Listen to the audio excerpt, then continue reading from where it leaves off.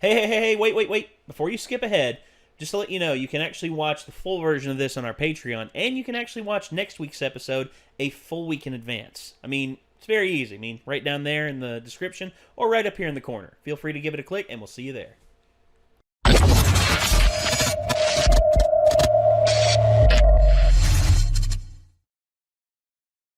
Well, this is it.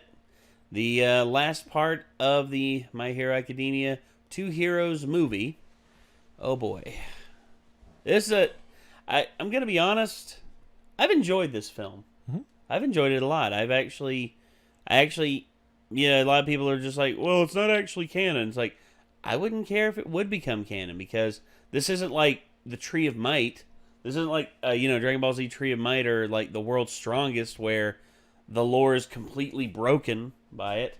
This is actually one that could fit within the realm of canon because these characters actually are pretty damn cool. I mean, Melissa and her dad are really good characters, and also, just this whole the island that they're on. That to me is an awesome setup and an awesome place to like have adventures and all that. But yeah, that being said, though, we may continue this series in the dub going forward because we've actually been running into less and less issues as we've switched over to the dub. And oh yeah, by the way, there's some asshats who have been in the comment section, saying that Blind Wave, who we love, I love Blind Wave. That Blind Wave, Blind Wave actually isn't able to get away with posting footage anymore. So you guys complaining about it is just stupid. It's like, no. Here's the problem with that. Everything that they have done from season 1 to season 3 has included at least 10 minutes of footage in it. Whereas now, here in season 4, is the only considering time that their episodes are still up.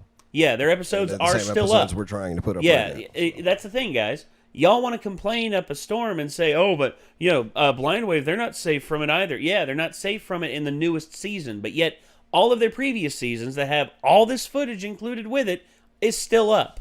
Meanwhile, we, who just got done with season 2, have had about half of the season taken off of YouTube because of Toho. So, to everyone out there who says that, please kindly redirect yourselves to the logic machine, reaffirm yourselves with it, and then come back to us when you actually have something intelligent to say. Thank you.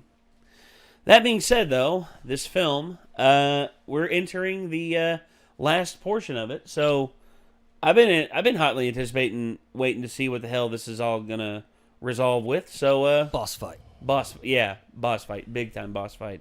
Let's see what happens. I had to for All Might. You two probably aren't aware of this, but his quirk is disappearing. However, if he uses this device, he'll be his old self. this is happening because All Might passed One for All on to me. He doesn't know. Please, just let me hand this device over to All Might. Do you know how dangerous this was? How hard we were trying to save everyone on the island? No, what do you mean? The villains are fake. The real act was pretending we weren't criminals. You're the boss! Oh! Very interesting. Hand it over. Right. Here you go. Sam? This was your plan? You were going to hand it over all along? You're the one who tricked me, Professor. I need to be rewarded. Otherwise, my entire career was a complete waste of time. Here's the payment I promised you. Oh. Hey, Damn. your entire career was a complete waste of time. Oh, damn. Shit. Professor, stay back! Oh. Melissa! You've dirtied your hands now. Whether we're real villains or actors is irrelevant. You planned and committed an actual crime here. You're exactly the same as we are. You can no longer remain a respected scientist. If you want a future at all, you'll be a good scientist and mass-produce this device so I can sell it. That reminds me, this'll be much easier if I get rid of the professor's attachments.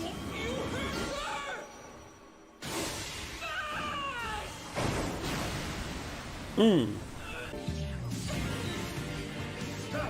Don't let her escape, right?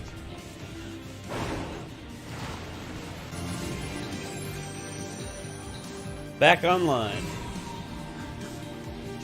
She got control of the security system? That's right. What happened? Damn it! What's happened? Isn't it obvious what's happened? Did you pull it off, young heroes?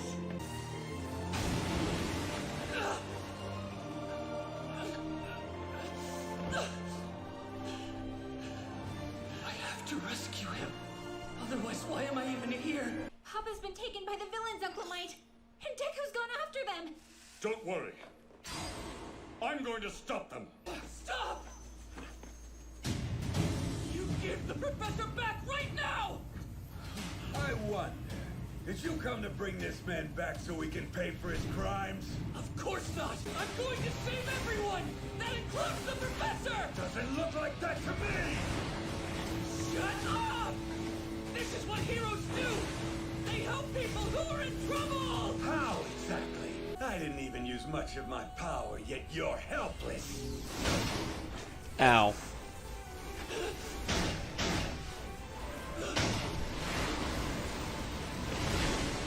Holy crap. Damn. All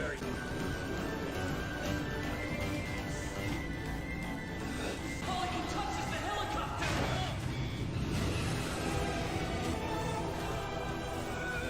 Let me go, Midoriya.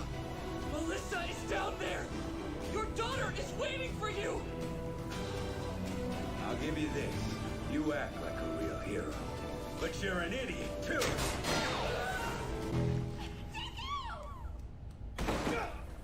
Have a nice nap. Damn it! Don't you dare lose that smile! All right, young Midoriya? Meow. I am here! All Might is free! I'll have you return my friend to me, you fiend! Holy cow. Punched a hole right through it.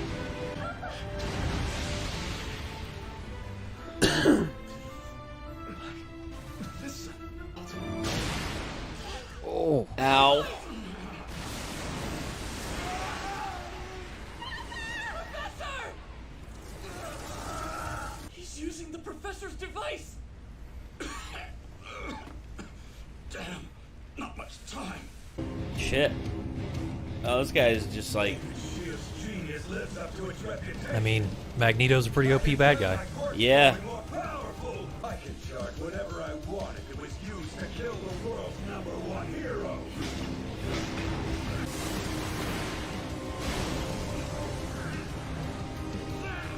Why won't you just die already? All Might! Hey. Go to hell! We'll help you. Todoroki! Everyone! Ida, let's knock those hunks of metal out of the sky. It's time to be Plus Ultra!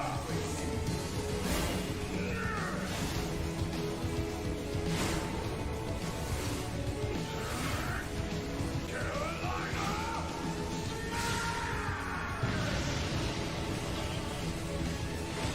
Prepare yourself, villain! Uh-oh. Nice trick! You've underestimated me. Where did this strength come from? Oh, no. This new power seems to enhance his muscles. He must have multiple quirks. No, wait, it couldn't be. Oh, yes. While we were planning this little plot, I received an intriguing phone call from the man himself. If All Might's friend wants to have a hand in something evil, I will assist in his fall from grace in any way that I can. All for One is behind this? What's the matter? Looks like you finally stopped smiling. No! Ow. That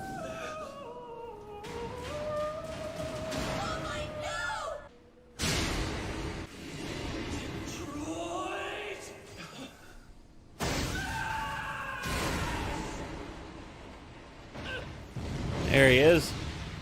damn brat! It Looks like I'm in quite a bind without you. Will you lend me your aid once more, young Midoriya? Yes, sir. You don't know when to lie down and be crushed! You're the one who doesn't know his face!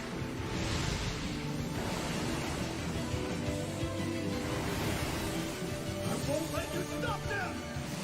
I think they just want to make a movie so they could, like, let's just do like a 20-minute long fight scene of like them just smashing everything. Yeah, because why not, man? I mean, come on. Bring down this entire tower! Double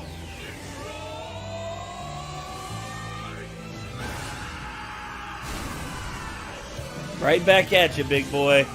Let's go!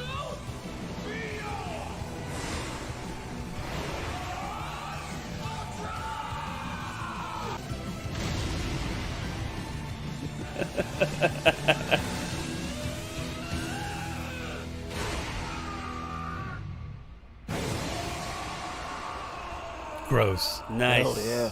Gentlemen, that is a gross misuse of power, and I approve of every single second of it.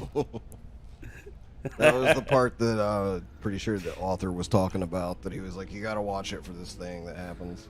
Yeah, So. I get it now.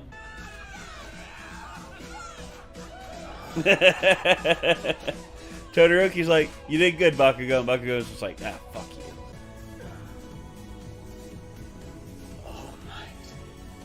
I came to save Is he missing an eyebrow? He might be. He might be, yeah. I mean, I'm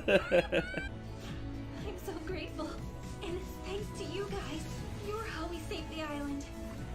We did it together. We're a good team. Oh, but I broke it. Sorry about that. Don't worry about it. Even though the future was standing right there in front of me the whole time, I just didn't notice it. Look at those two. She wants to become my successor, you know that? And you have Izuku Midoriya. That boy has the heart of a hero. I say that was pretty rock and roll. that was. I really feel like that was the pitch. It's like, all right, so we're gonna do a movie. It's like, what do you want the money for? It's like, we're just gonna have like a 20-minute long fight where it's like they double Detroit smash Magneto, and they're like, okay, here's some money, go do that. Pretty much. It's like, all right, That's what I got A from little bit of Die Hard before that. Yeah. you know. Oh, yeah, yeah. Bit of Die Hard. Which, oh, by the way, there is a video out that we are probably going to have to watch after enough time goes by. The Nostalgia Critic reviewed Die Hard. oh, I'm interested to see what Doug thinks of it. like the original Die Hard. Yeah, the Die Hard. The one. There is only one Christmas Die Hard, and that is the first one, I heard that. or the good Christmas one. I heard that Die Hard was supposed to be a sequel to a Frank Sinatra movie called The Detective, maybe. And I've heard about he that. backed out, and then they got Bruce Willis because they needed somebody on the cheap to try and get the movie made.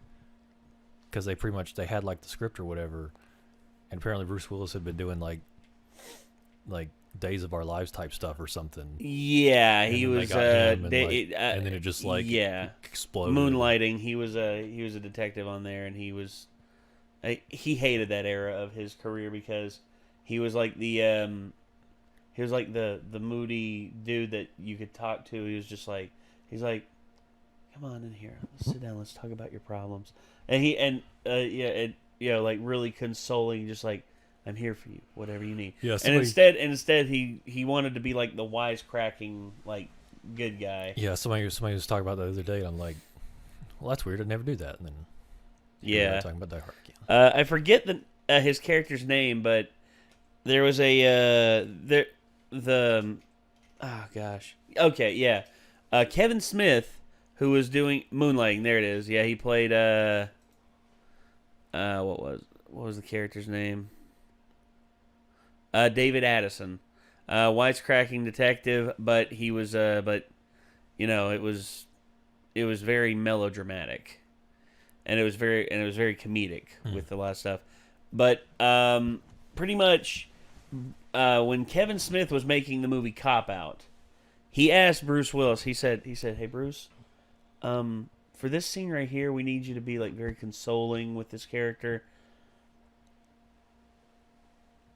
could you do a little bit David Addison? And Bruce Willis literally turned his head. He went, you want me to do David Addison for Cop Out? I don't think I can, man. And then Kev was like, all right. I just wanted to ask, see if you'd do it.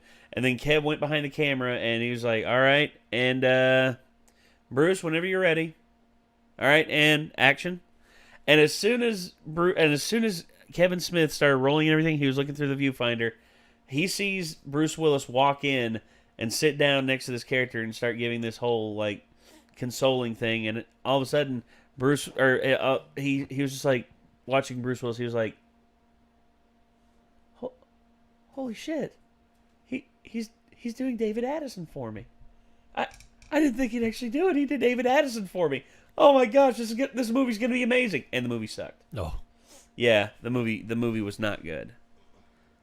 So this is like Kevin Smith of Silent Bob fame? Yes. Okay. Yeah, he directed the movie Cop Out, which it was Bruce Willis and Tracy Morgan. Could have been funny. It's just I think you needed someone different with Bruce Willis other than Tracy Morgan.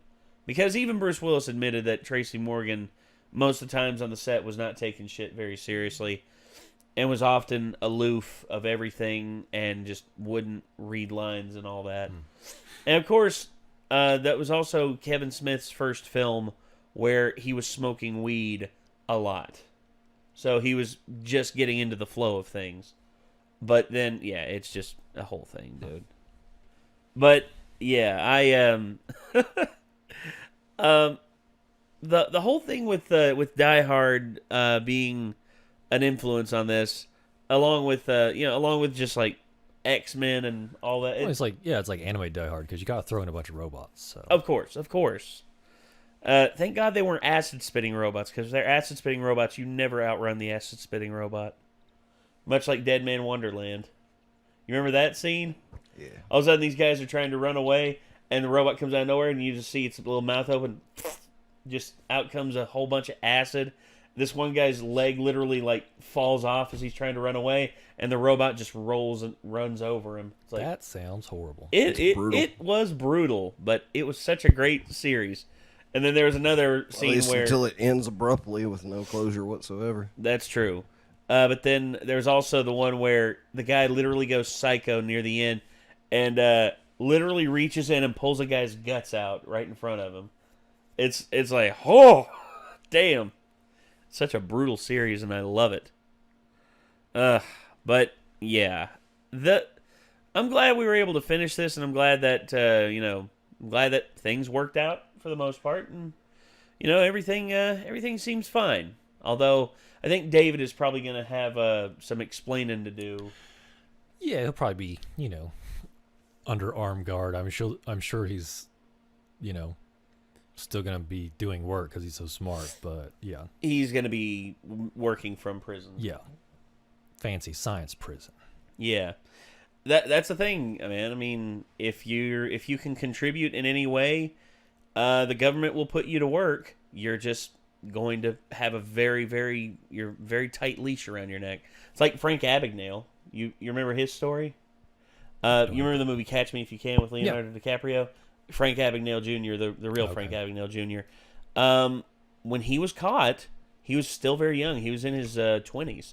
When he was caught, the FBI brought him back to the States, and he was serving time. And then his handler, the guy that caught him, asked him for some help on identifying fake checks. And Frank, knowing the ins and outs of the con, was able to spot where things were going wrong, who was doing what, and he was just like, yeah, this is that, and the FBI pretty much were just like, okay, Frank, you want to come work for us? You'll still serve your time and everything. You'll be working. You won't be able to make like a full profit off of this, and you won't be able to do anything. But as soon as you serve out your sentence working for us, if you choose to, you can continue to work for us. Or you can go into freelance stuff, but you will be on a very tight leash. Well, he worked for the FBI, and he actually started working for banking companies and designed like the checking system that we have today. to make it to where it's a lot easier to see if someone's messing with your account, or and it's very easy to help like pin down criminals. And he actually made a pretty good amount of money because he patented a lot of his work. But while he was working for the FBI, he assisted in the capture of over, I think, 300 different fraudsters. So, yeah. Although, yeah, the movie glosses over a lot of stuff, but in real life, it's actually a really interesting read whenever you read into how his life went. Gosh.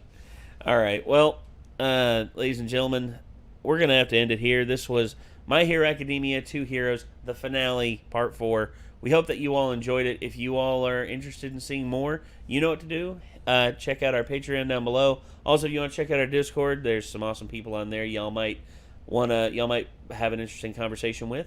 And I guess until next time, signing off, I'm Nate. Micah. I'm Nick, and I'm very tired, so I apologize. And we will see you all in the next one, everybody. Peace out.